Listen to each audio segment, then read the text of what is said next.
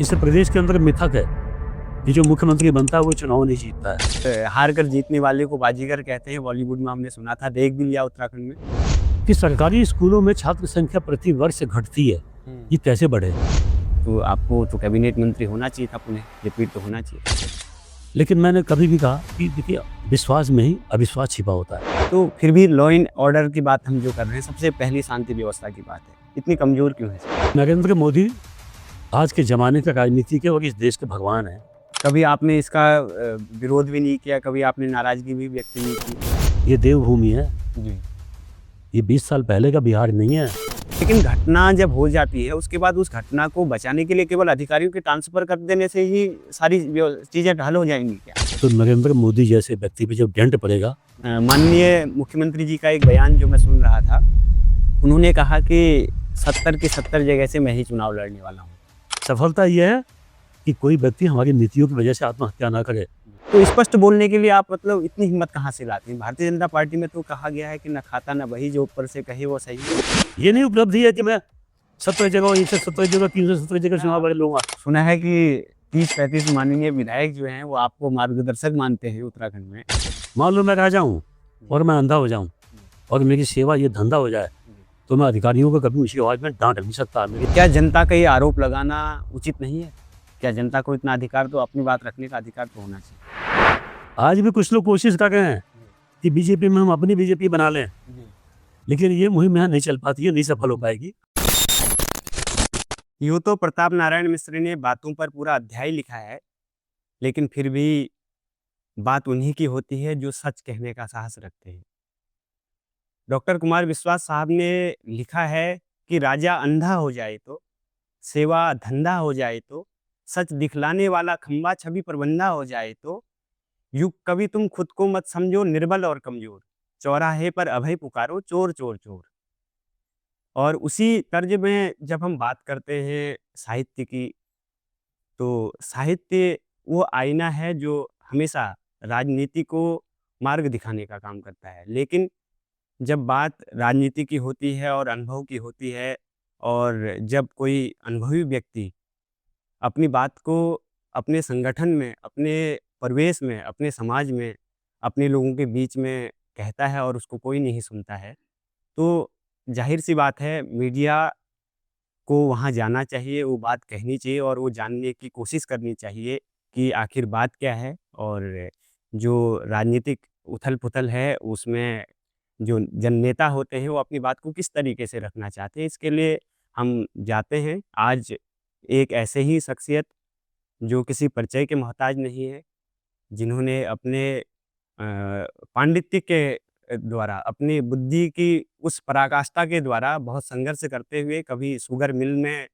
काम करने के बाद वहाँ संगठन बनाकर एक मजबूती से लड़ने का काम किया, और उसके बाद राजनीति में जब से आए तब से निरंतर छाए रहते हैं। पूर्व में कैबिनेट मंत्री रहे हैं, वर्तमान में गदरपुर के माननीय विधायक हैं, ऐसे श्री अरविंद पांडे जी। मैं वॉइस ऑफ परिवर्तन के इस पॉडकास्ट शो में आपका बहुत स्वागत करना चाहूँगा। आपका धन्यवाद, आप आए।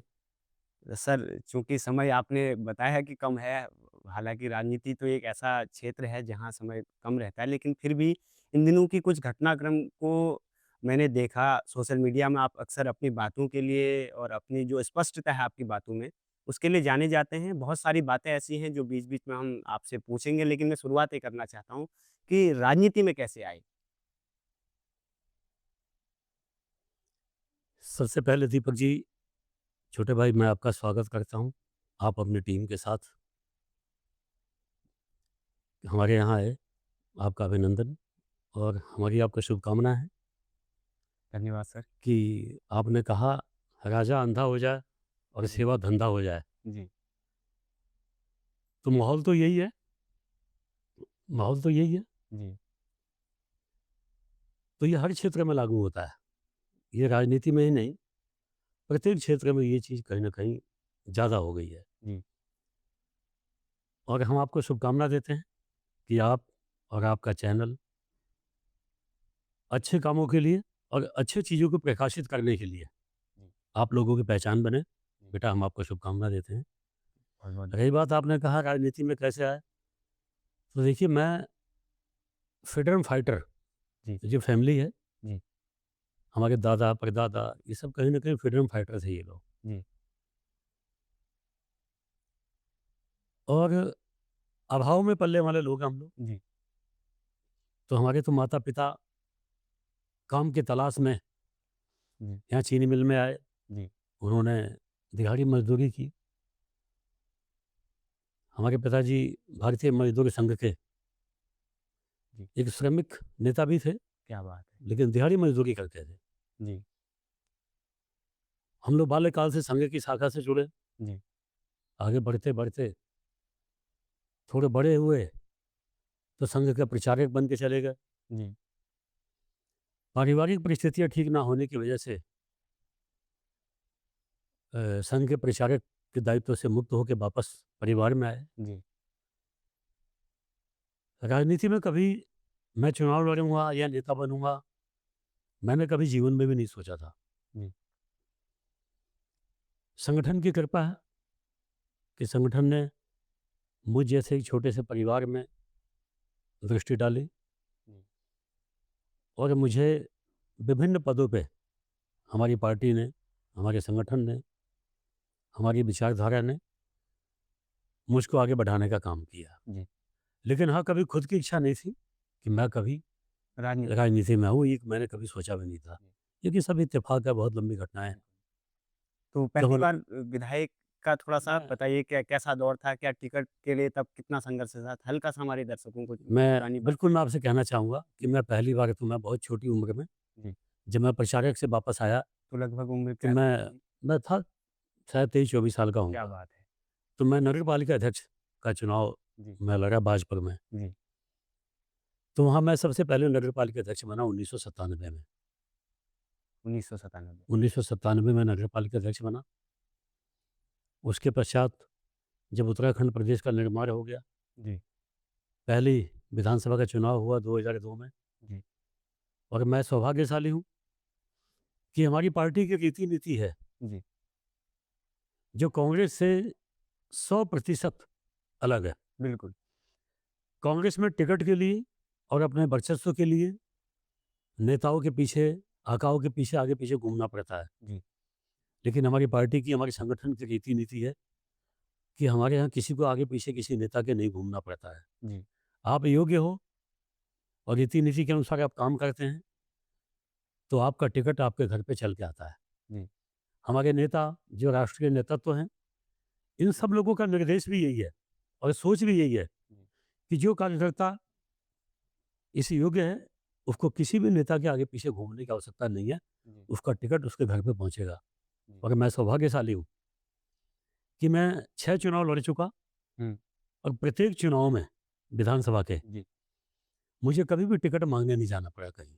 क्या बात है! कहीं भी आज तक मैं अपनी पार्टी में, बल्कि मैंने आवेदन भी नहीं किया होगा, लेकिन मेरी पार्टी ने मुझको इतना इज्जत मान सम्मान दिया है, जी। घर बैठ के टिकट दिया। जब कैबिनेट मंत्री बना, तो बनने के लिए भी लोग दाएँ-बाएँ कई जगह जाते हैं, जी। लेकिन मैं कैबिनेट मंत्री कभी बनूँगा, मैंने कभी सोचा भी नहीं था। लेकिन हमारी पार्टी ने, हमारे नेताओं ने जी। मुझको घर बैठे हुए इसे प्रदेश का कैबिनेट मंत्री बनाने का काम किया। तो हमने भी तय किया कि क्या जब मेरी पार्टी मेरे पे, सौभाग्यशाली हैं आप। जी, मैं सौभाग्यशाली हूँ कि मेरे संगठन ने मुझको गुमनामी से निकाल कर जी। इतना बड़ा इज्जत मान सम्मान दिया, ये मेरा सौभाग्य है। हमने भी कोशिश की जी। कि अगर जी मेरी पार्टी मेरे पे विश्वास करती है जी। और मुझको इतना सम्मान देती है, जी। तो मैं अपने पार्टी का कद बढ़ाऊँ, सम्मान बढ़ाऊँ, जी। ये मेरा दायित्व बनता है। बिल्कुल। और इस प्रदेश के अंदर मिथक है कि जो बिल्कुल। मुख्यमंत्री बनता है वो चुनाव नहीं जीतता है, जी। जो शिक्षा मंत्री शिक्षा मंत्री बनता है जी, वो चुनाव वो भी चुनाव नहीं जीतता है। गोविंद सिंह जी, बिस्की जी कई हैं। उसके जी। तो हमने इस मिथक को तोड़ने के लिए काम नहीं किया। मेरी कोशिश थी कि जब मैं शिक्षा मंत्री बना, जी। तो एक अलग से शिक्षा मंत्री कोई बनता है तो चुनाव क्यों नहीं जीतता है, हुँ। इसकी मैंने कभी चिंता नहीं की। जी। मैंने चिंता ये की कि सरकारी स्कूलों में छात्र संख्या प्रति वर्ष घटती है, हुँ। ये कैसे बढ़े? क्वालिटी ऑफ एजुकेशन पे काम करना चाहिए। जी। तो मैंने कोशिश की कि जिस किताब से करोड़पति का बेटा पढ़ेगा, उसी से गरीब का बेटा पढ़ेगा। मैंने एनसीईआरटी का पाठ्यक्रम लागू किया। जी। और प्राइवेट स्कूल में लोग क्यों भागते हैं? हुँ। सरकारी स्कूलों के प्रति लोगों का मोह भंग क्यों होता है?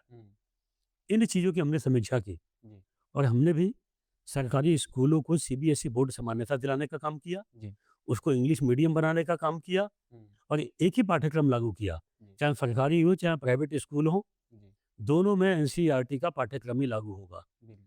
तो कहीं न कहीं आम अभिभावकों को प्रदेश के लगने लगा हुँ, कि हम इंग्लिश मीडियम स्कूल में जाते हैं सीबीएसई बोर्ड के लिए, हुँ, इंग्लिश मीडियम के लिए।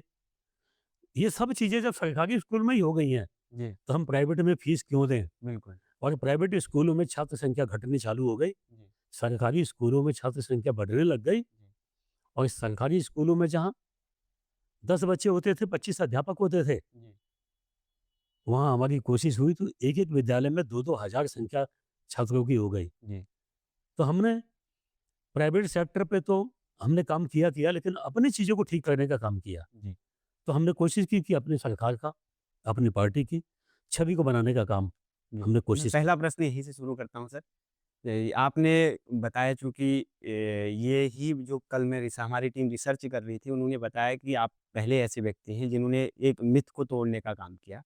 आपने बहुत बेहतरीन तरीके से चुनाव जीता, लेकिन उसके बाद भी जो इतना अच्छा आपने काम बताया और मुझे लगता है कि हमारे दर्शक इसको सुनने के बाद आपकी उस बात को महसूस करेंगे कि आपने जो काम किया था, वो बहुत अच्छा काम था। और भी बहुत सारी इसमें आरोप के ऊपर भी मैं आऊँगा, लेकिन मैं पहले प्रश्न ये करना चाहता हूँ सर कि आप 6 बार के माननीय विधायक हैं और इतना वर्चस्व आपका है, ज़मीन से जुड़े आप रहते हैं। जब आप शिक्षा मंत्री थे, तब हर विधानसभाओं को जा-जाकर आप वहाँ पर अपनी बात को रखते थे। फिर अचानक आपका मतलब उम्र भी आपकी अभी पूरे यंग, फिट और इतना समय देने वाले नेता हैं आप। तो आपको तो कैबिनेट मंत्री होना चाहिए था पुनः, रिपीट तो होना चाहिए था।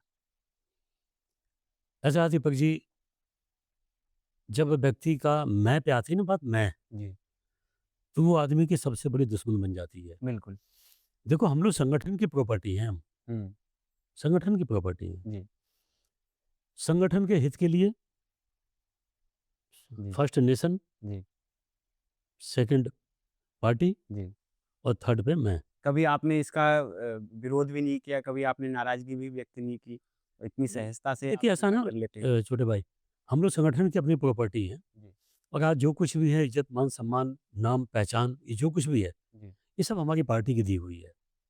तो हमारी पार्टी ने जो डिसीजन ले लिया, जी, उस पे इफ़ और बट करने का सवाल ही नहीं उठता। जी, हमने एग्ज़ाम्पल भी पेश किया। मैं जिस दिन कैबिनेट मंत्री के पद से मैं हटा, जी, आपने देखा होगा मैंने उसी दिन शाम के समय मैंने अपना सरकारी आवास भी खाली कर दिया था जी, और जब सरकारी आवास हमने खाली किया, तो उस आवास में से हम सुई भी लेके नहीं आए। जो जी, चीज़ जो जैसी थी वैसी हम वहाँ समर्पित करके आए। जी, कुछ लोगों ने मुझे भेंट-वोटें भी दी होगी कभी, जो भी दिया होगा, जी, वो वहाँ के कर्मचारियों को और जो अगल-बगल लेबर क्वार्टर रहते थे, उन सबको हम वहीं बाँट के चले आए जी, और उसी समय तत्काल जी, कुछ घंटे के अंदर ही हमने सरकारी आवास खाली किया। जी, इसीलिए किया, क्योंकि जिस ताकत को मिला था, वो हमारी पार्टी की ताकत जी, थी। जी, उसी की बदौलत मैं विधायक बना, उसी की बदौलत मैं मंत्री बना। जी, तो जो मेरी पार्टी ने निर्णय ले लिया कि अब आपको मंत्री भी रहना, हुँ, तो मैं अपने संगठन का धन्यवाद देता हूँ। मुझको पार्टी ने विधायक बनाया। जी, अब जिनको भी मंत्री बनाया, जी, वो सभी लोग योग्य हैं और निश्चित ही दीपक भाई मैं तो ये जानता हूँ कि जो अहंकार होता है ना अहंकार, जी, ये व्यक्ति के अंदर कब घुस जाता है, हुँ, आदमी को पता नहीं चलने देता है, जी। कभी पता नहीं चलने देता आपने है। बहुत बारीक बात कही और बहुत अच्छे से कही। मैं प्रश्न करता हूँ सर, 2012 के से 17 तक कांग्रेस की सरकार रही, उन्होंने 2 मुख्यमंत्री बदले। उसमें भी जो घटनाक्रम चला तो बहुत सारी डिसीज़न ऐसे हैं कि जनता कहती है कि हरीश रावत जी के फैसले सही भी थे, गलत भी हैं और वो है लेकिन चुनाव तो वो हारे 2017 में आपकी सरकार आई, पूर्ण बहुमत की सरकार आई। आपने 3 मुख्यमंत्री दिए। उसके बाद फिर जब सरकार रिपीट होती है तो आपके जो सीएम हैं उत्तराखंड के वर्तमान सीएम वो चुनाव हार जाते हैं। फिर भी जीत कर हार कर जीतने वाले को बाजीगर कहते हैं, बॉलीवुड में हमने सुना था, देख भी लिया उत्तराखंड में। सारी चीज़ें अब आपके फ़ेवर में हैं, बहुत सारी चीज़ें मुझे ऐसा लगता है कि कोई विरोध नहीं है, सदन में भी इतना ज़्यादा प्रभाव नहीं पड़ता है विपक्ष का। तो फिर भी लॉ एंड ऑर्डर की बात हम जो कर रहे हैं, सबसे पहली शांति व्यवस्था की बात है। इतनी कमज़ोर क्यों है सर? देखिए सरकार चाहे किसी की भी हो, जी, सरकार चाहे किसी की भी हो, जी, सरकार जब किसी की भी बने, जी, उसका उद्देश्य होता है कि अपने प्रदेश की परिस्थितियों को जनता के अनुरूप ठीक रखना जी, और जनता कहीं से कहीं तक हाशिए पे नहीं होनी चाहिए। जी, नियमों कानूनों से प्रदेश चलना चाहिए जी, और इसे नियमों कानूनों के ऊपर व्यक्ति बड़ा नहीं होना चाहिए। बिल्कुल। व्यक्ति बड़ा नहीं होना चाहिए। हुँ, नियमों कानूनों के आधार पर इस प्रदेश का संचालन होना चाहिए। हुँ, लेकिन मैंने कभी भी कहा कि देखिए, विश्वास में ही अविश्वास छिपा होता है। जी, विश्वास में अविश्वास अविश्वास छिपा होता है। जी, मैंने अभी आपको एक शब्द मैंने कहा जी, कि अहंकार व्यक्ति के अंदर कब घुस कब जाता है, घुस व्यक्ति को जाता है? पता नहीं चल पाता है। जी, ऐसे ही अविश्वास भी विश्वास में छिप के जगह बना लेता है। जी, तो सरकार चाहे किसी की भी हो, जी, चाहे रामचंद्र जी की हो, जी, चाहे कृष्ण भगवान की हो, चाहे गुरु नानक देव जी की हो, जी, चाहे आज मोदी जी की हो, जी, चाहे हम सारे उत्तराखंड में हम लोग बैठे हैं, जी, हमारी सरकार है, हम इस सत्ता के हम भी एक हिस्सेदार हैं। जी, मैं विधायक हूँ, जी, तो बेशक हमारी सरकार है। जी, इस सरकार में भी कोई गारंटी नहीं है कि विश्वास में अविश्वास छिप के बैठे हों। जी, मैंने हमेशा ये कहा है जी, कि नरेंद्र मोदी आज के ज़माने के राजनीति के और इस देश के भगवान हैं। जी, वो नेता नहीं है इंसान, जी, क्योंकि निजी उस व्यक्ति का कुछ नहीं है। हुँ, तेरा वैभव अमर रहे माँ, हम दिन चार रहे ना रहें ना रहें। क्या बात! इस भाव के लिए वो आदमी काम करता है। जी, इस देश को परम वैभव विश्व गुरु बनाने के लिए जी, मोदी जी दिन प्रतिदिन मेहनत करते हैं। जी, 24 घंटे में से 20 घंटा 22 घंटा ये आदमी काम करता है भारत माता के हुँ, सम्मान के लिए, और उन्हीं पे विश्वास करके उत्तराखंड के देवतुल्य जनता जी, कमल के फूल पे वोट डालकर उत्तराखंड में डबल इंजन की गवर्नमेंट 2 बार बनाती है लगातार। जी, लेकिन इसी बीच में आपने एक बात कही जी, कि जब सेवा धंधा बन जाए जी, और राजा अंधा हो जाए, जी, जिसने भी ये बात कही है, जी, 100% बिल्कुल ठीक है बात आपकी, मैं इसका समर्थन करता हूँ। चलिए और भगवान से हम प्रार्थना करते हैं कि ये चीज़ हमारे अंदर कभी पैदा ना हो, और कहीं हो भी गई होगी तो हम क्षमा चाहते हैं इसके लिए। ये नौबत कभी व्यक्ति पे नहीं आनी चाहिए, जी, क्योंकि हम लोग जनता की प्रॉपर्टी हैं, संगठन की प्रॉपर्टी है। हमारी अपनी कोई हैसियत नहीं है, जनता ही बनाती है। जी, मैं विधायक हूँ, हम अहंकार में जो मर्ज़ी बोलें, हम 5 बार 6 बार जो मर्ज़ी बोलें, जी, लेकिन ये हमारी औकात नहीं है। ये पार्टी की और जनता की देन है, बिल्कुल, हमको नहीं फूलना चाहिए इसमें। जी, लेकिन जब सेवा धंधा बन जाए और इसमें अधिकारी लोग अपने निजी स्वार्थों के लिए काम करेंगे, बिल्कुल, तो निश्चित सुखवंत सिंह जैसा व्यक्ति को जब सही समय पे न्याय नहीं मिलेगा जी, और जब आत्महत्या करने लग जाएँगे लोग, जी, तो दलगत राजनीति से जी, और निजी लोभ लालच और नुकसान होगा या फ़ायदा होगा, जी, इससे अलग हट के प्रदेश की छवि के लिए ये देवभूमि है। जी, ये 20 साल पहले का बिहार नहीं है।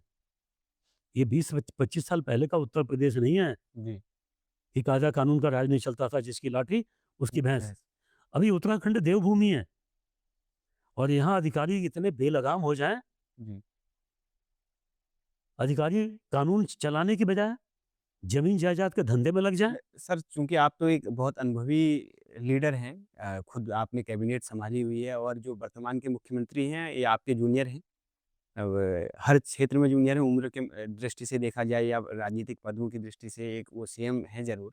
लेकिन मैं एक चीज़ जानना चाहता हूँ कि जब भी घटनाएँ तो होती हैं, आपने कहा कि कोई भी सरकार हो घटनाएँ होंगी। लेकिन घटना जब हो जाती है, उसके बाद उस घटना को बचाने के लिए केवल अधिकारियों के ट्रांसफ़र कर देने से ही सारी चीज़ें हल हो जाएँगी क्या?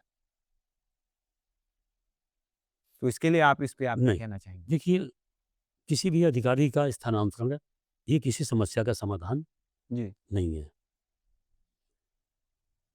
लेकिन घटना पे घटना घटे, बहुत दुखद इससे जी, कितने परिवार बर्बाद हो जाते हैं। जी, और समाज के अंदर जब व्यक्ति को सही समय पे न्याय ना मिले, जी, तो सिस्टम पे जब व्यक्ति का अविश्वास हो जाए, जी, विश्वास खत्म हो जाए, जी, तो सरकारों पे धब्बा लगता है। बिल्कुल। और जब सरकार पे धब्बा लगता है, तो जिन लोगों ने विश्वास करके सरकार बनाई होती है ना, जब उनका मन टूटता है, जी, तो नरेंद्र मोदी जैसे व्यक्ति पे जब डेंट पड़ेगा, जी। तो तो ये 240 वाला मामला 2024 में 240 तक 400 पार का तो उसमें कहीं न कहीं मुझे लगता है इफ़ेक्ट पड़ा है। और मैं अब चूँकि बहुत विषय ज़्यादा हैं और आपसे छोटे-छोटे तरीके से मैं चाहूँगा कि इसको आप अपने आपकी दृष्टि में वो क्या है? नरेंद्र मोदी जी हर जगह जाते हैं तो एक समय एक कहावत जो चली थी, जो एक जनमानस की भाषा में मैं उसको कहना चाहूँगा, उसको किसी को आहत करने का मेरा कोई उद्देश्य नहीं है, कि अगर भारतीय जनता पार्टी कमल के निशान पर और मोदी जी की बात पर, तो हम मतलब एक चौराहे पे किसी भी व्यक्ति को या किसी गधे, घोड़े, गधे को, जानवरों का भी नाम ले रहे थे लोग कि उनको भी खड़ा कर दो तो चुनाव जीत जाएँगे। ठीक है, वो उसका असर दिखा, लेकिन 2024 में वो असर कहीं न कहीं कम दिखाई दिया। लेकिन परसों के माननीय मुख्यमंत्री जी का एक बयान जो मैं सुन रहा था, उन्होंने कहा कि 70 की 70 जगह से मैं ही चुनाव लड़ने वाला हूँ। फिर उन्होंने कहा गदरपुर से भी लड़ सकता हूँ, किच्छा से भी लड़ सकता हूँ। तो मतलब ये क्या है, ये एक इनसिक्योरिटी आपके नेताओं के आस-पास में तो नहीं, आप लोग आपस में चर्चा तो नहीं कर रहे हैं कि ये मतलब कहीं से भी अचानक आ सकते हैं और उनके लिए तो कुर्सी छोड़नी पड़ेगी, आप लोग तो बहुत शिष्ट लोग हैं। आपकी तो पूरी मर्यादा है कि आप तो अगर पार्टी कह देती है कि चुनाव नहीं लड़ना है, तो चुनाव नहीं लड़ते हैं। तो इसमें आप क्या कहना चाहेंगे कि ये कैसा, किस इस बयान को आप कैसे देखते हैं? आप तो बहुत अनुभवी हैं। देखिए, जो बात आई है मैंने सुना नहीं है। जी, बहुत वायरल हो रहा है। हाँ, हुआ होगा लेकिन मैंने नहीं सुना। जी, लेकिन मैं ये अवश्य कहूँगा जी, कि जब व्यक्ति की इतनी योग्यता हो जी, कि हारने के बाद भी मुख्यमंत्री बन सकते हैं, जी, तो वो आदमी कहीं भी चुनाव लड़ सकते हैं। देखो, योग्य हैं, देश के सबसे बड़े ईमानदार हैं, मासूम हैं, भोले हैं जी, और किसी गलत काम में लिप्त नहीं है ये। तो कहीं भी 70 सीटों में कहीं भी चुनाव लड़ सकते हैं, अच्छी बात है। लेकिन मैं इससे अलग हट के एक बात कहना चाहूँगा कि ये तो हमारी पार्टी की रीति-नीति है, हमारी पार्टी के संविधान में कौन कहाँ से लड़ेगा, ये तो जी, पार्टी ने तय करना है। जी, और मुख्यमंत्री जैसा व्यक्ति किसी भी क्षेत्र से लड़े, सौभाग्य की बात है, जी। अच्छी बात है। हम शुभकामनाएँ देते हैं उनको अभी तो वो चंपावत से हैं कि नहीं, नहीं, हम और तो देखो उनको शुभकामना देंगे कि देश में कहीं से भी लड़ सकते हैं वो। योग्यता इतनी है उनकी। मैं लेकिन ए मैं इन सब बातों से अलग हट के बात कहना चाहूँगा जी, कि मैं चुनाव कहाँ से लड़ूँगा जी, या नहीं लड़ूँगा, जी, ये कोई उपलब्धि नहीं है। बिल्कुल। मैं जीतूँगा या हारूँगा या रिकॉर्ड बनाऊँगा जीत के, ये भी उपलब्धि नहीं है। जी, उपलब्धि तो ये होनी चाहिए कि ऊधम सिंह नगर जिले में कानून जो नेता हैं, जी, वो प्रॉपर्टी डीलिंग का काम करते हैं। उन नेताओं की प्रॉपर्टियों पे कोई प्रतिबंध नहीं लगाया गया रजिस्ट्री पे। जी, उनकी प्रॉपर्टियाँ सीज़ नहीं है। हुँ, वो जितने मर्ज़ी म म भाव में बेचें, खरीदें, जी, छूट है। जी, लेकिन जो आम लोग हैं, जी, आम कारोबारी, जी, जिनके नीचे 25-25, 30-30 लोग बेरोज़गार काम करते हैं, जी, 1-1, 2-2 प्लॉट बेच बेच के उस कमीशन पे अपना जीवन पालते हैं। जी, उनकी रजिस्ट्रियों पे प्रतिबंध लगाना, उनके काम-धाम को चौपट करना, जी, ये विफलता है।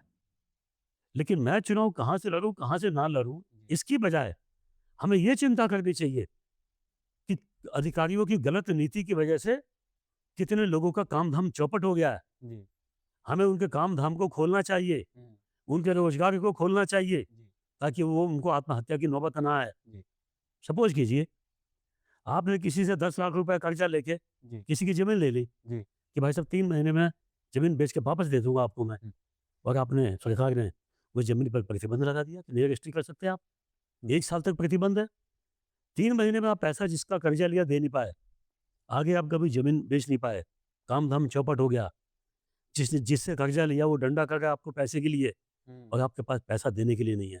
तो जो मज़बूत लोग होते हैं वो झेल जाते हैं जी, और जो कमज़ोर होता है वो आदमी या तो नशे में लिप्त हो जाता है हुँ, या आत्महत्या कर लेता है। तो नेता की उपलब्धि ये होनी चाहिए जी, कि मैं चुनाव कहाँ से लड़ूँगा, कहाँ से नहीं लड़ूँगा, ये विफलता है। जी, सफलता ये है कि कोई व्यक्ति हमारी नीतियों की वजह से आत्महत्या ना करे। जी, इन सरकारी कर्मचारी अधिकारियों पे डंडा इतना मजबूत होना चाहिए जी, कि इनकी गलत नीतियों की वजह से, इनके अवैध वसूली की वजह से कोई आत्महत्या ना करे, किसी का घर परिवार बर्बाद ना हो। जी, ये उपलब्धि है। क्या बात! ये नहीं उपलब्धि है कि मैं 70 जगह, 170 जगह, 370 जगह मैं चुनाव आप लड़ लूँगा। मैं ये उपलब्धि नहीं है। मैं आपसे एक प्रश्न करना चाहूँगा सर। जब मैं हमारी टीम आपके बारे में जान रही थी और हमने लोगों से भी ओपिनियन भी लिए, तो लोगों ने बताया कि आपके अंदर एक कला है। वो कला है कि आप कनेक्ट बहुत अच्छा करते हैं। आप के विरोधी भी आपके कायल हो जाते हैं। वो आपके ऊपर आरोप लगाते हैं और हाल ही में एक वीडियो सोशल मीडिया पे बहुत वायरल हो रहा था, जिस पर आप कांग्रेस के एक कहीं पे प्रेस कॉन्फ्रेंस चल रही थी, तो आप वहाँ से गुज़रते हैं और पूरा माहौल वहाँ पे लूट के, महफ़िल लूट के आप निकल के आ जाते हैं। तो ये स्किल के बारे में थोड़ा-सा बताइए? नहीं, नहीं। देखिए, कोई भी व्यक्ति राजनीतिक व्यक्ति है, जी, वो अपनी उपलब्धि के लिए कोई कार्यक्रम करता है, कोई स्टंटबाज़ी करता है। जी, उसमें दखल-अंदाज़ी ठीक नहीं होता। जी। वो इत्तेफ़ाक से हुआ, जी। लेकिन मुझे भी लगता है इत्तेफ़ाक से भी हुआ, लेकिन मुझे नहीं जाना चाहिए वहाँ। नहीं, नहीं, ऐसे लेकिन लोग तो आपकी बहुत सराहना कर रहे थे उसके चलिए, जो लोग कर रहे हैं उनका धन्यवाद, जी। लेकिन मुझे लगता है कि मुझे नहीं जाना चाहिए। यहाँ तक कि कांग्रेस किसी के के लोग काम भी में आपकी बड़ी तारीफ़ कर नहीं, रहे थे। दीपक भाई, जी। किसी के काम में इंटरफेयर करने का अधिकार मुझे नहीं है। जी। वो वो एक अतिक्रमण जैसा हो गया, मुझे वो नहीं करना चाहिए था। जी। वो जैसे भी हुआ, जी। और वो छोटे भाई हैं हमारे, जी। वो राजनीति में कांग्रेस पार्टी के नेता हैं, जी। वो कांग्रेस पार्टी में अपनी जगह बनाना चाहते हैं, जी। उनको मेरी शुभकामनाएँ हैं। जी। उन पे कोई मेरा कटाक्ष नहीं। मैं एक प्रश्न यहीं पे करना चाहता हूँ सर। आप शिक्षा मंत्री थे तो किसी पत्रकार ने पूछ लिया, क्योंकि अभी मैंने शुरुआत में एक विषय पे डॉक्टर कुमार विश्वास साहब ने अच्छा लिखा है तो उस पे चर्चा होनी सी स्वाभाविक सी बात है। आपसे किसी पत्रकार ने पूछा कि कोई पहाड़ा सुना दीजिए, तो आपने एक सटीक जवाब दिया था। आपने कहा था कि मैं यहाँ पर कोई प्रशिक्षण देने के लिए नहीं आया हूँ। मैं यहाँ की व्यवस्थाओं को देखने आया हूँ कि क्या कमियाँ हैं, क्या नहीं हैं, उसको सही करने का मेरा उत्तरदायित्व है। प्रशिक्षण देने के लिए तो अध्यापक रखे हैं। और आपने बहुत सटीक तरीके से जवाब दिया था। हालाँकि कुछ लोगों ने उसको गलत तरीके से लिया था, कुछ लोगों ने सही तरीके से लिया था, लेकिन आपके वो काबिलियत है जिसकी वजह से आप लगातार जीतते आए हैं और जो कनेक्शन जनता के बीच में आप बनाते हैं। तो स्पष्ट बोलने के लिए आप मतलब इतनी हिम्मत कहाँ से लाते हैं? भारतीय जनता पार्टी में तो कहा गया है कि ना खाता ना बही, जो ऊपर से कहे वो सही। नहीं, ये भारतीय जनता पार्टी में नहीं कहा जाता है। वर्तमान के ये परिप्रेक्ष्य में लोग देखिए, ऐसा कह सुनिए, रहे हैं, ये मेरा आरोप नहीं है सर, ये तो सुनिए, पता है मीडिया भारतीय जनता पार्टी, जी, कांग्रेस पार्टी कौन-सी विदेश की पार्टी है ये। देश आज़ादी से पहले आई हुई है यहाँ, ठीक जी, है ना? जी, और भारतीय जनता पार्टी का निर्माण कितने दिन में हुआ है? राष्ट्रीय स्वयंसेवक संघ की शताब्दी वर्ष मनाया जा रहा है। जी। राष्ट्रीय स्वयंसेवक संघ को 100 वर्ष से अभी हुआ स्थापित हुए, और इस 1925 में 100 वर्ष में ही हुँ, विश्व की सबसे बड़ी स्वयंसेवी संस्था राष्ट्रीय स्वयंसेवक संघ है। जी, और संघ की छोटी-सी एक शाखा भारतीय जनता पार्टी है। जी, और इतने कम समय में विश्व की सबसे बड़ी राजनीतिक पार्टी कोई है तो भारतीय जनता पार्टी है। और ये मेरा सौभाग्य है कि जी। मैं भारतीय जनता पार्टी का छोटा-सा मैं कार्य करता आप हूँ। बहुत बड़े और व्यक्ति हैं, यहाँ छोटे नहीं हैं नहीं सर। छोटे, मैं हम बिल्कुल देखो बहुत छोटे हैं। आप पूरे उधम सिंह नगर में अभी हम लोग लिस्टिंग कर रहे थे, आप सबसे अनुभवी और सबसे सीनियर लीडर हैं और जिसकी पॉपुलैरिटी भी बहुत ज़्यादा है और जो अपनी बातों के लिए हमेशा जाने जाते हैं। तो इसमें तो नहीं, आप नहीं, बड़े ये भगवान की कृपा है, ईश्वर की कृपा है, हुँ, जनता का आशीर्वाद है, जनता का दिया हुआ है।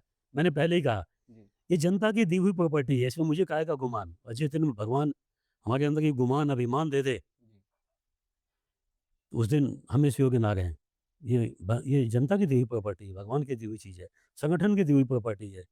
हाँ, स्वभाववश किसी व्यक्ति का स्वभाव होता है कि जो कह दे, हाँ जी, ठीक है जी। किसी का लगता है कि नहीं, जो कहा है बहुत अच्छा है, तो उसको कंधे पे लेके घूमना चाहिए। और जब लगे कि नहीं, ये चीज़ थोपी हुई है, ये गलत बोल रहे हैं, तो उसको सुझाव के तौर पे बोलना चाहिए, ठीक करने के लिए बोलना चाहिए, जी, तो वो थोड़ी-सी आदत है। तो हम स्वभाववश स्वभाववश कुछ कमी होगी, जी, लेकिन मैं ये नहीं कहता कि मैं बहुत अच्छा हूँ, सब ठीक है। जी, मुझसे भी कई जगह गलतियाँ होती हैं, ऐसा नहीं है, जी। लेकिन वो स्वभाव है। लेकिन इस स्वभाव में शत प्रतिशत कहीं से कहीं तक मतलब जहाँ पर गलती होती है आप उसको सुधारने के लिए प्रयासरत रहते हैं नहीं, हमेशा। पहले सबसे पहले कोशिश करते हैं कि हम अपनी गलतियों को ठीक करें। जी, हम दूसरों की कमी को ठीक करने चलेंगे तो अकेले ही बचेंगे। जी। कोशिश करनी चाहिए, और सबसे पहले हम किसी को ठीक करना चाहते हैं, तो हम पहले खुद को ठीक करें। सुना है कि 30-35 माननीय विधायक जो हैं, वो आपको मार्गदर्शक मानते हैं उत्तराखंड में। तो उनकी क्या राय है कि वर्तमान के जब आप जानते हैं, बंद कमरों में बैठते हैं और प्रदेश की एक अपनी दृष्टि से भी एक सामान्य जैसे आप माननीय विधायक के तर्ज पर ना सोचते हुए, एक आम नागरिक के तर्ज में भी सोचते होंगे, मुझे ऐसा लगता है। तो तब क्या बात होती है कि कुछ सुधार करना चाहिए या नहीं करना चाहिए आगे की रणनीति के ऊपर? नहीं देखिए, सुधार की आवश्यकता मुझे करने की आवश्यकता नहीं है। जी, जो हमारे सेंट्रल में लीडर बैठे हुए हैं, जी, जिनके मार्गदर्शन में हम चलते हैं, जी, उनकी बौद्धिक क्षमता के आगे हम तो बच्चे हैं। और निश्चित ही जो हमारा पार्लियामेंट्री बोर्ड है, जो जी, हमारे संगठन का नेतृत्व करने वाले लोग हैं, जी। तो मतलब आपका दर्द तो ऊपर तक जाता है। नहीं, हमारे दर्द किस बात का? जी। देखो, मैंने क्या कहा? कानून व्यवस्थाएँ लचर हो जाए तो आपको भी नहीं, कहीं न कहीं देखिए दुःख सुनिए, लगता होगा। अगर जो हम हर दर्द को अपने अपने नेताओं के सर पे हम थोपेंगे, तो जी। हम पार्टी ने मुझे काहे लिए बैठाया है? इसलिए समाधान ढूँढने के लिए बिल्कुल प्रयास समाधान, करें। हाँ, समाधान हम निकालते हैं। जी, हमने अधिकारियों को कटघरे में खड़ा करके उनको ठीक जी, करने का काम किया। जी, जो हमारा काम हमको करना चाहिए। मैं विधायक हूँ, जी, जनता ने मुझको विधायक बनाया, जी। इसी दिन-रात के लिए बनाया। हुँ। सेवा द क्या आपने कहा? सेवा धंधा हो जाए तो, राजा राजा अंधा। अंधा हो जाए तो क्या अगर जो मान लो जनता ने मुझको विधायक बनाया है, जी, तो हालाँकि राजा तो नहीं हूँ मैं तो नौकर हूँ। ना लेकिन आपकी बात पे मैं एक मिनट के लिए, जी, एक पल के लिए अपने आप को उसमें शामिल करना चाहूँगा। जी, मान लो मैं राजा हूँ जी, और मैं अंधा हो जाऊँ जी, और मेरी सेवा ये धंधा हो जाए, जी, तो मैं अधिकारियों को कभी ऊँची आवाज़ में डाँट नहीं सकता, मेरी हैसियत नहीं है। यही मेरी हैसियत है कि मैं किसी धंधे में शामिल नहीं हूँ और मैं अंधा भी नहीं हूँ। जी, जब मुझे दिखेगा जी, कि ये गलत है जी, और ये अधिकारी मेरी सरकार को बदनाम करने के लिए कर रहे हैं, जी, तो इनको किसी कीमत पे हम बख्शेंगे नहीं, क्या किसी बात! कीमत पे नहीं बख्शेंगे। ये मेरी ज़िम्मेवारी है। जी। ये इतनी बेबाकी के साथ आप बात कर रहे हैं, मुझे बहुत अच्छा लग रहा है, क्योंकि आपकी जो बेबाकी है, मुझे किसी बड़े विद्वान ने बताया था कि आप पंडित भी हैं, आप प्रखर भी हैं, आप कुशल भी हैं और आपको मालूम है कि किस समय कौन-सी बात कही ये जानी छोटे भाई, मैं संघ का औ स्वयंसेवक हूँ। जी, मैं ब्राह्मण, ठाकुर, वैश्य, जी। दलित और इन सब, सबको साथ लेने की कला जो इनमें है वो आप में इनमें हम नहीं चलते, हम लोग संघ के जी, स्वयंसेवक हैं। जी। तो मैं आपसे सर ये जानना चाहता हूँ कि 2027 की तैयारियाँ मुख्यमंत्री जी तो अभी से करने लगे हैं। कभी बंशीधर भगत जी के को कहते हैं कि ये कुर्सी हमेशा नहीं रहेगी, ये वायरल होता है। लेकिन एक बात मैं जानना चाहूँगा, ये सारी बातें तो मुख्यमंत्री जी का अपना विवेक है, वो कुछ भी कह सकते हैं। एक लोग यहाँ पर कह रहे हैं कि श्री भगत सिंह कोश्यारी जी की अपनी भारतीय जनता पार्टी है। ये आरोप लगा रहे हैं भारतीय जनता पार्टी के ही वो कार्यकर्ता जो वर्तमान में एक विपिन पांडे नाम से मैं देख रहा था सोशल मीडिया में, जो हल्द्वानी में हिंदूवादी विचारधारा को आगे बढ़ाने के लिए काम करते हैं। उनका ये आरोप है कि अब भारतीय जनता पार्टी में 2 पार्टियाँ हैं, एक भगत सिंह कोश्यारी जी की पार्टी है, जिसमें कांग्रेसी कभी भी आके चेंज हो सकते हैं वहाँ पे, उनको पहले वरीयता दी जाएगी। इसके ऊपर आप क्या कहना चाहेंगे? क्या जनता का ये आरोप लगाना उचित नहीं है? क्या जनता को इतना अधिकार तो अपनी बात रखने का अधिकार तो होना चाहिए? हमारे यहाँ संगठन की नीति है, जी, रीति-नीति है जी, कि जब, क्योंकि मैं तो संघ का प्रचारक रहा हूँ जी, काफ़ी जी, वर्ष तक, जी, आप प्रचारक का काम किया है जी, और गट नायक भी रहा हूँ, जी, गण शिक्षक भी रहा हूँ, जी, मुख्य शिक्षक भी रहा हूँ, जी, शाखा कार्यवाह भी रहा हूँ, जी, खंड कार्यवाह, वाह! जिला सायं कार्यवाह, जी, सह जिला कार्यवाह जी, और उसके बाद प्रचारक, ये सब भूमिका निभाई है। जी, तो हम लोगों ने संघ में सीखा है जी, कि पहले किसी व्यक्ति से मित्रता, जी, मित्रता, जी, मित्रता के बाद शाखा में लाना जी, और इस शाखा में लाने के बाद उसको कार्यकर्ता बनाना। जी, यानी दोस्ती करके संगठन में लाएँगे और बाद में उसको कार्यकर्ता बना के जी, संगठन की प्रॉपर्टी बना के छोड़ दिया जाएगा। जी, हम समझ लोगों ने अपने संगठन में ये सीखा है। जी, इसीलिए हमारी पार्टी में कोई व्यक्तिवादी, और जब कार्यकर्ता बन जाएगा वो, जी, तो संगठन की प्रॉपर्टी हो जाएगा। जी, तो हम लोग हैं, जी, हमारी भी किसी से मित्रता हुई होगी, तो जी, उसके माध्यम से हम संघ के स्वयंसेवक बने, जी, फिर कार्यकर्ता बने, फिर प्रचारक बने, जी, फिर हम संगठन की हम प्रॉपर्टी हो गए। जी, अब संगठन की प्रॉपर्टी हो गए, जी, तो हम किसी व्यक्ति से बंधे हुए नहीं हैं। हुँ, और ऐसे ही भारतीय जनता पार्टी में, संघ में कोई व्यक्तिवादी परंपराएँ नहीं चलती हैं। जी, हाँ, ये बात सही है कि कुछ लोग कोशिश तो करते हैं। जी, आज भी कुछ लोग कोशिश कर रहे हैं जी, कि बीजेपी में हम अपनी बीजेपी बना लें, जी। लेकिन ये मुहिम यहाँ नहीं चल पाती है, नहीं सफल हो पाएगी। आप सफल नहीं होने देंगे, आप नहीं, नहीं, हम नहीं। हमारी पार्टी की रीति-नीति ऐसी है। जी, ये अथाह समुंदर है, जी, अथाह समुंदर है। जी, जो इसमें आएगा वो इसमें इसी का रंग में ढल जाएगा। जी, लेकिन जो लोग ऐसी बीजेपी में अपनी बीजेपी बनाने की कोशिश करेंगे, जी, ये लोग कभी सफल नहीं हो पाए और कभी जी। सफल होंगे भी नहीं। मुझे ऐसा लगता है कि मैं 2 बयानों को आपको कोट कर दे रहा हूँ, जो मेरा विचार नहीं था, लेकिन आपकी बात को सुनने के बाद मुझे याद आया कि हमारे प्रेमचंद अग्रवाल जी हमारे इससे पहले विधानसभा अध्यक्ष रहे। उन्होंने कुछ बयान दे दिए पहाड़ियों को लेकर, वो निकला था उनके मुँह से शब्द और वैसा ही सेम सदन में हुआ, ऊपर सदन में श्री अमित शाह जी ने भी वो शब्द उनके मुँह से निकला था, सेम शब्द था, जो साले शब्द का प्रयोग हुआ था। लेकिन मैंने दोनों के गुणवत्ता देखी। अमित शाह जी जो गृह मंत्री हैं, उन्होंने अपनी बात को तुरंत वापस ले लिया था उसी समय, कि मुझसे कुछ गलत हो गया है, इसको आप वो कर लीजिएगा, कंसीडर कर लीजिएगा। लेकिन यहाँ पर ये अड़े रहे, जो अड़े रहे अपनी गलत कहने के बाद भी, वो अभी सत्ता में फिर से उनका हर दिन कुछ न कुछ उटपटांग उनसे हो जा रहा है। इसके ऊपर आप ऐसा क्या है कहना रोहित चाहेंगे? जी, फ्लेक्सिबिलिटी कितनी आवश्यक है राजनीति में? देखिए मैं बताऊँ, आदमी को, शालीनता आदमी का सबसे बड़ा गहना है। जी, ये रहना चाहिए आदमी के पास। जी, शालीनता भी और स्वाभिमान भी, जी, दोनों चीज़ रहनी चाहिए। जी, लेकिन मुझे ऐसा लगता है कि चीज़ें बहुत आगे निकल गई हैं जी, और इन चीज़ों से प्रदेश का नुकसान ही हुआ है, जी, काफ़ी नुकसान हुआ है। जी, तो इन चीज़ों पे अब कोई बयान देना, जी। और मैं इतना बड़ा आदमी नहीं हूँ, मैं तो जी, छोटा-सा आप आदमी हूँ। सर बड़े आदमी इसलिए हैं जी, कि हमारे यहाँ 2 हैं उत्तराखंड में, तराई भाबर है और उधर पहाड़ है। नहीं, ये यूकेडी छोटी कहती बात है जय पहाड़ जय पहाड़ी नहीं, ये जो और आपके यहाँ आप जो है सर्वधर्म समभाव की बात कर रहे हैं। देखिए तो इसको उत्तराखंड प्रदेश के विकास के लिए यूपी से इसको अलग निकाला गया, जी, और हम वो व्यक्ति हैं जी, कि यूकेडी क्या बोलती है? देखो, सूप तो बोले-बोले छल्लियाँ बोलेंगी, इन क्या इन लोग के अल्ले-पल्ले?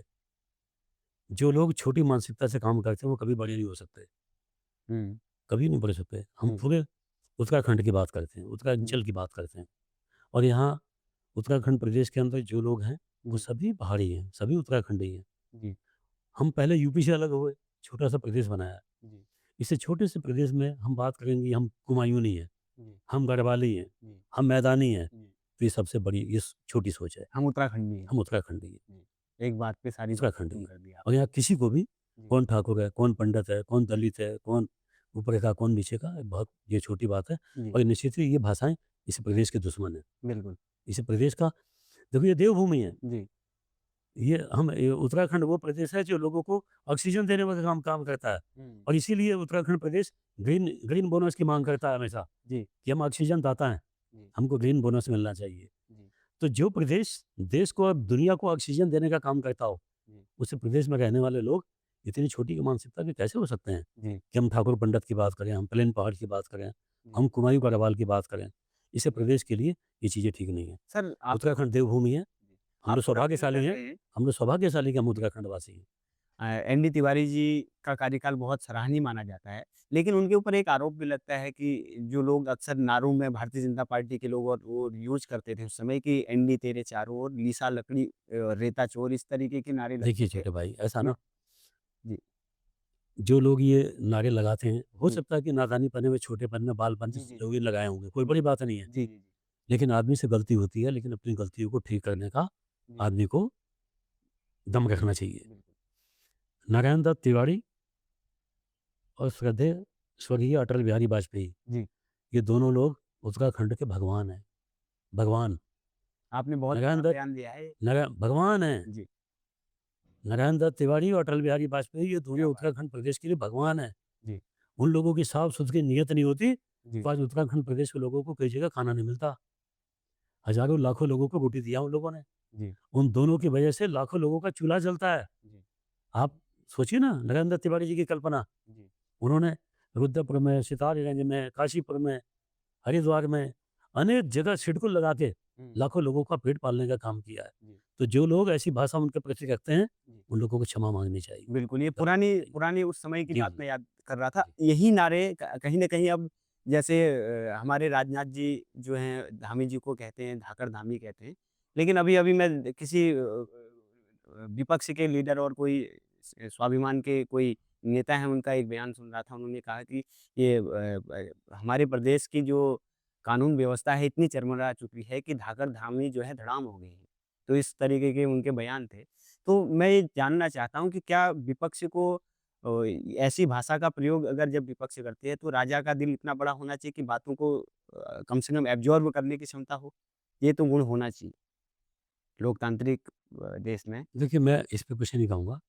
मैं एक बात आपसे कहूँगा जी, कि जो विपक्ष महीने में बंध गया हो, जी। आपको बहुत अंदर तक की खबरें पता हैं। जो विपक्ष महीने में बंध गया हो, जी। उनकी बात ही ना करो तो अच्छा है। सर आप चलिए मैं इस सेगमेंट को आगे बढ़ाते हैं। थोड़ा-सा मैं आपके कार्यकाल के बारे में जानना चाहता हूँ, आपको वो दिन याद दिलाना चाहता हूँ। आपने कितना पैसा खर्च किया अपने विभाग को हाइलाइट करने के लिए? कितना लगभग? एक कुछ आपको आइडिया है? मुझे लगता नहीं कि हमने शायद कोई तो कोई ऐसा रुपया कोई खर्चा, चूँकि मैं ऐसा नहीं, डिटेल मुझे पूछना लगता है कि इसको तो सूचना के अधिकार में निकालना पड़ेगा। आप जी, लोगों को जी। निकालिए कि अभी हमने, सूचना के अधिकार से ही भी एक बात याद आई है कि हमारे माननीय मुख्यमंत्री जी की छवि को चमकाने के लिए हज़ारों करोड़ रुपया खर्च कर दिया गया। क्या ऐसा लगता है कि ये सही है या इसको किस तरीके से आप देखते हैं कि ये कहीं न कहीं ये धन का दुरुपयोग तो नहीं है? या ये आवश्यक है समय के हिसाब से? देखिए, अगर आप मुख्यमंत्री होते तो आप कितना खर्चा करते? नहीं, अब मुख्यमंत्री जो हैं ये हमारे ही हैं, जी, सबके हैं। हमारे अपने ही हैं, जी, सबके ही हैं। चलिए इन सब विषयों पे कोई आप इन विषयों पे नहीं जाना चाहते। ये विवेकाधिकार है और ये कोष भी विवेकाधिकार के अनुरूप ही होता है, मुझे ऐसा लगता है। सर, आपके ऊपर कुछ आरोप भी लग जाते हैं। आपसे कुछ लोग ये कहते हैं कि आपने बाहुबलियों को खत्म करने का काम किया। कुछ लोग ये कहते हैं कि आप बाहुबली भी हैं। तो इसके ऊपर आप क्या कहना चाहेंगे? बाहुबली को किस तरीके से देखते हैं आप? और आप विद्वान तो हैं ही।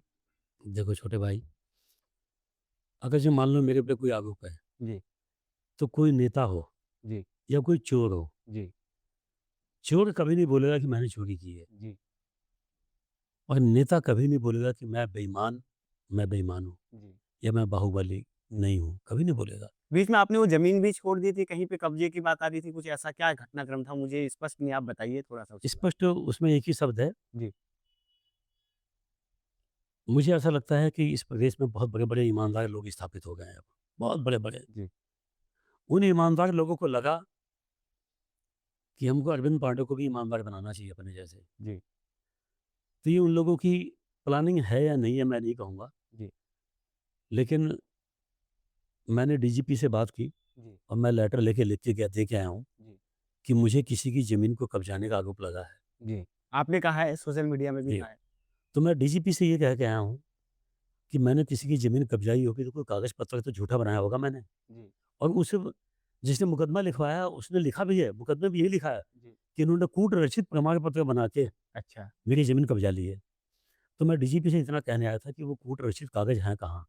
उसकी जाँच करा लीजिए जी, और उस कूट रचित में कहीं मेरे भाई, भतीजे, नाना, फूफा, जीजा, साले कोई भी हों, जी, उन सब की जाँच करा के तत्काल उनको जेल भेज दीजिए। लेकिन जिसने रिपोर्ट लिखवाई है, जी, उसकी और मेरे परिवार के लोगों की, जी। सबके कम से कम नारकोटिक टेस्ट या हुँ, पॉलीग्राफ टेस्ट तो करा दीजिए कि कौन सही है, कौन गलत है। अगर जो मेरे फैमिली के लोग गलत होंगे, तो अच्छी हुँ, तरह जेल जाएँगे, जी, सबूतों के आधार पे जेल जाएँगे, जमानत भी नहीं होगी। हुँ। लेकिन जिसने रिपोर्ट लिखवाई है, कम से कम उसकी भी जाँच होनी चाहिए। ये आपने बहुत बड़ी बात मैं अभी भी आपके माध्यम से ही बोल रहा जी, हूँ और इसको आप मीडिया के लोग हो, जी, मेरा बिना पक्ष लिए हुए, जी, आप डीजीपी से सवाल कीजिए जी, कि जो अरविंद पांडे ने अपनी फैमिली के लोगों की नारकोटिक टेस्ट कराने की बात की जी, और ये भी कहा कि जिसने आरोप लगाया उसका भी नारकोटिक टेस्ट कराइए। हुँ, सर इसमें आपने क्या किया अब तक? जी, तो जब अगर जो मान लो इतनी बड़ी वैज्ञानिक तरीके से मेरी जाँच होगी, हुँ। तो मैं मुकदमे में फँसूँगा नहीं फँसूँगा? बिल्कुल सही बात। तो जब लोग मुझको बदनाम करने के लिए, भूमाफिया बनाने के लिए काम कर रहे हैं, जी, तो मैं तो खुद ही अपनी गर्दन लो आपके आगे झुका रहा हूँ कि मुझे काटिए, आपको तलवार चलाने में दिक्कत ना आए। जी, मैं तो खुद ही अपनी गर्दन झुका रहा हूँ, जी, तो मुझे ढंग से क्यों नहीं काटते हो आप लोग? जी, लेकिन हाँ, ये काम नहीं होना चाहिए जी, कि अखबार में फ़ोटो छपवाओ कि अरविंद पांडे भूमाफिया है जी, और छपा के बाद गायब हो जाओ, ये जी, परंपरा ठीक नहीं है। बिल्कुल। आप पूरे अंतिम छोर तक तो पहुँचिए साहब। मैं सर आपके चूँकि मैंने आपको बताया कि उधम सिंह नगर के जितने भी लीडर हैं, आपका बड़ा सम्मान करते हैं। विपक्ष के, पक्ष के सारे। आपके ही एक मुझे लगता है सहनायक शब्द मैं उसको कहूँगा तो ज़्यादा अच्छा रहेगा। राजकुमार ठुकराल जी हुआ करते थे, जो बहुत फायर ब्रांड नेता हुआ करते थे। अचानक उनका टिकट कट जाता है, उसके बाद जो है सारी चीज़ें, उस घटनाक्रम वो आपके बहुत करीबी भी हैं।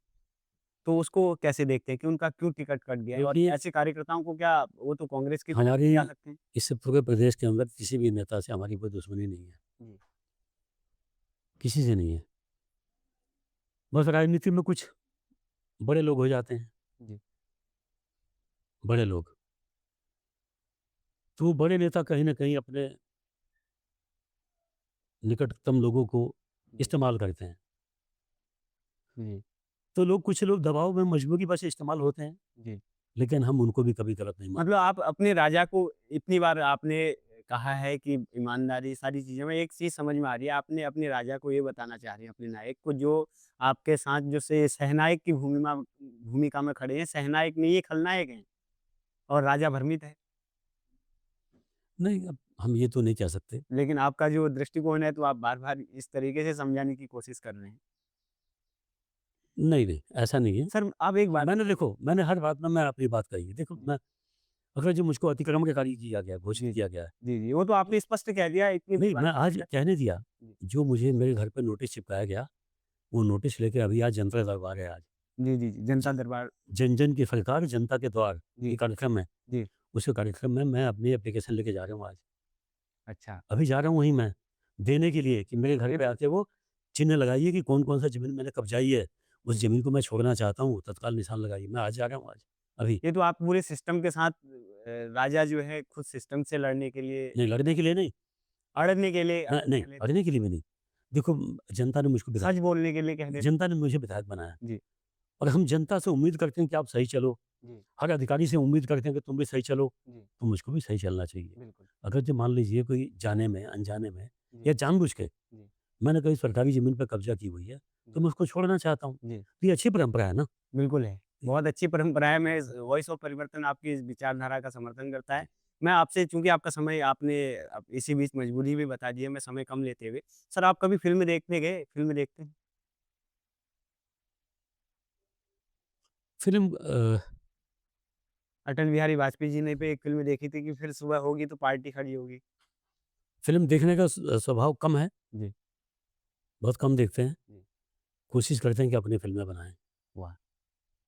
हम चाहते हैं कि आपके और अच्छी फ़िल्म बने, जी, जनता के लिए बने, जी, कोशिश की जाती है। लेकिन ऐसा नहीं है अ, देखते हैं फ़िल्में कभी-कभी, जी। बहुत बाय चांस कभी समय मिल जाता है। क्योंकि समय कम है और बहुत सारे विषय ऐसे हैं जो आपके साथ 1 आध घंटे में नहीं हो पाएँगे। मैं आपसे फिर कभी समय के लिए कहूँगा और आपके समय की महत्वपूर्ण जो आपकी बात है, उसके अलावा आपके समय की एक गरिमा है, उसको ध्यान में रखते हुए मैं अपने दर्शकों से हाँ, एक प्रश्न सर इसमें मैं ये ले लेता हूँ कि 2027 को किस तरीके से देख रहे हैं आप? क्या सरकार रिपीट करते तीसरी बार रिपीट आने वाली है या कुछ और देखिए होगा? उत्तराखंड स्पष्ट बताइएगा, सच बता दीजिए। एक तो इतना स्पष्ट भी होना चाहिए कि आपको क्या लग रहा है? उत्तराखंड जो प्रदेश के वासी हैं, जी, ये देवतुल्य लोग हैं जी, और ये देवतुल्य प्रदेश की जो जनता है, जी, ये कभी भी नरेंद्र मोदी का अपमान बर्दाश्त नहीं कर सकती। आप देख लीजिए 3 बार लोकसभा का चुनाव हुआ है, जी, प्रदेश के अंदर 5 लोकसभा की सीटें हैं, जी। 5 की 5 चाहे कितनी भी नाराज़गी हो जाए, लेकिन आपने एक बहुत अच्छी बात कही है ना सर कि अभिमान कभी भी अंदर आ सकता है। तो बहुत कभी सारे भी आ लोग सकता है। तो बहुत सारे इसकी लोग चिंता करनी चाहिए। तो उन लोगों को टिकट दे गया तो वो तो धड़ाम भी हो सकते हैं। देखिए यहाँ कोई लोकसभा का चुनाव हो या विधानसभा का चुनाव हो, जी, ये कोई व्यक्ति विशेष की कोई इतनी बड़ी किसी की हैसियत अभी नहीं हो गई है जी, कि कोई अपने बलबूते जीत जाए। जी, ये हमारी पार्टी की रीति-नीति है, जी, मोदी जी का कद है, जी, जिसकी वजह से ये सरकारें बनती हैं। जी। किसी को कोई गलतफ़हमी नहीं तो होनी चाहिए। आपको क्या लग रहा है कि सरकार आएगी आपकी फिर से? 2027 का चुनाव होगा, तीसरी बार सरकार भारतीय जनता पार्टी की बनेगी, शत तो प्रतिशत बनेगी। आप आपकी आप भूमिका क्या रहेगी नायक या सहनायक? नहीं, मेरी पार्टी का मैं अपनी पार्टी की प्रॉपर्टी हूँ। जी, जो मेरा संगठन आदेश देगा, जी। शत प्रतिशत उससे आगे बढ़ के काम करेंगे। चलिए, बहुत-बहुत धन्यवाद सर, आपने हमें अपना बहुमूल्य समय दिया। आगे देखते रहिए वॉइस ऑफ परिवर्तन। थैंक यू छोटे भाई।